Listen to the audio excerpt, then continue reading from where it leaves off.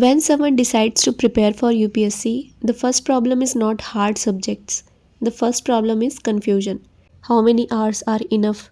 From where should I start? Should I start from NCERT or not? Should I make notes directly from books or not? If you are at this starting stage, these questions are very normal, and I know because almost everyone facing the same thing.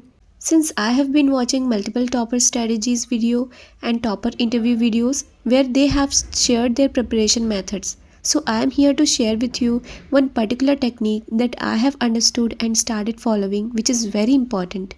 Another common confusion is choosing a teacher. So a good teacher is someone whose explanation you can understand. Should I start with standard books or should I start with NCERTs?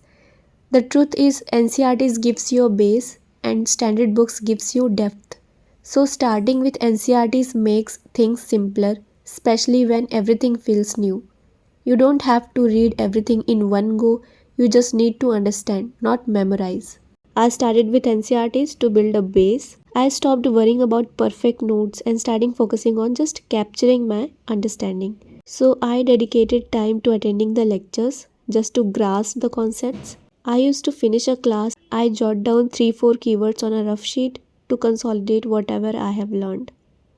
UPSC preparation is not about being perfect from day one, it's about making the process sustainable. If you are feeling stuck, just pick one source. This routine worked for me to clear the fog and it might help you. सब कुछ एक ही video में cover करना possible नहीं है, तो हम अगले वीडियो में बात करेंगे.